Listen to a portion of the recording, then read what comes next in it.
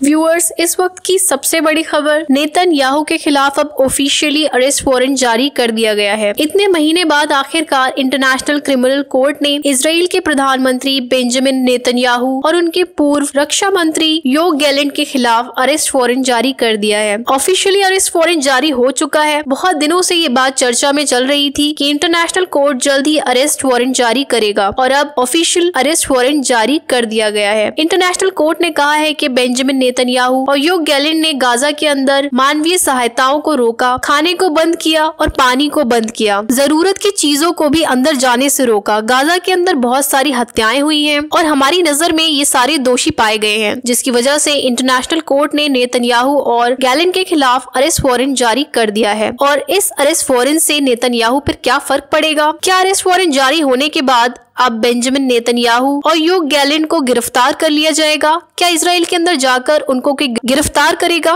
तो आपको बता दें, दरअसल ये अरेस्ट वारंट वैसा ही है जैसे कि व्लादिमीर पुतिन के खिलाफ अरेस्ट वारंट निकला हुआ है। इंटरनेशनल कोर्ट ने यूक्रेन के ऊपर हमला करने के बाद पुतिन को भी अरेस्ट वारंट जारी कर दिया था, क्योंकि यूक्रेन के अंदर उस वक्त तकरीबन 500 बच्चों की मौत हुई थी और पुतिन दोषी पाया गया और अरेस्ट वारंट जारी कर दिया गया। अब नेतन्याहू भी इसी तरीके का आरोपी पाया गया है। नेतन्याहू ने गाजा के अंदर जो कुछ किया है, इंटरनेशनल क्रिमिनल कोर्ट को अब जाकर ये एहसास हुआ है कि वाकई में वो दोषी है और अरेस्ट वारंट जारी कर दिया है। देखते हैं अब इस अरेस्ट वारंट का कितने देश समर्थन करते हैं। जो देश इस अरेस्ट वारंट के सपोर्ट में रहेंगे, उन देशों में नेतन्याहू यात्रा के लिए नहीं जा सकता। अगर ऐसा करता है तो एयरपोर्ट पर ही उसको उतरते ही गिरफ्तार कर लिया जाएगा। हो सकता है कि बहुत सारे देश अभी समर्थन ना करें, लेकिन कुछ ऐसे देश हो सकते हैं जो अंदर अंदर इसके खिलाफ होंगे। अगर ये वहाँ पर पहुँचता है तो हो सकता है इसको गिरफ्तार कर लिया जाए। फिलहाल अरेस्ट वारंट जारी होने से ये फर्क पड़ेगा कि अब नेतन्याहू खुलकर किसी भी देश की यात्रा नहीं कर पाएगा। उसको हमेशा ये डर लगा रहेगा कि कभी उसको गिरफ्तार ना कर लिया जाए। रही बात इजराइल से गिरफ्तार करने की, तो ऐसा नहीं किया जा सकता। इंटरनेशनल कोर्ट की पुलिस अरेस्ट वारंट जारी करने के बाद भी नेतन्याहू को इजराइल में गिरफ्तार करने नहीं पहुंच पाएगी, क्योंकि कोई भी देश की सरकार अपने देश के प्रधानमंत्री को अपने देश के अंदर इतने आसानी से गिरफ्तार नहीं होने देगी। जिस तरीके से पुतिन बाहर घूम रहा है अरेस्ट वारंट जारी होने के बाद भी, इसी तरीके से नेतन्याहू को भी हम बाहर घूमते देख सकते हैं। फिलहाल फिर भी एक बड़ी खबर है, एटलीस्ट अरेस्ट वारंट जारी हुआ है। कम से कम कोर्ट ने ये माना कि नेतन्याहू ने अपराध किया है। और व्यूअर्स, आपको बता दें, सीज फायर का प्रस्ताव यूनाइटेड नेशन की तरफ से आया था, लेकिन अमेरिका ने उसको वीटो कर दिया। अमेरिका के पास वीटो पावर है, सब देश एक तरफ हो जाएं, पर अमेरिका अकेला एक तरफ खड़ा हो और वीटो पावर का इस्तेमाल कर ले तो प्रस्ताव पास नहीं हो सकता। 14 देश ऐसे थे जिन्होंने इस प्रस्ताव के समर्थन में सपोर्ट किया था और वोट डाला था कि वो सीज फायर चाहते हैं, लेकिन एक देश ऐसा रहा जिसने वोटिंग खिलाफ की और अमेरिका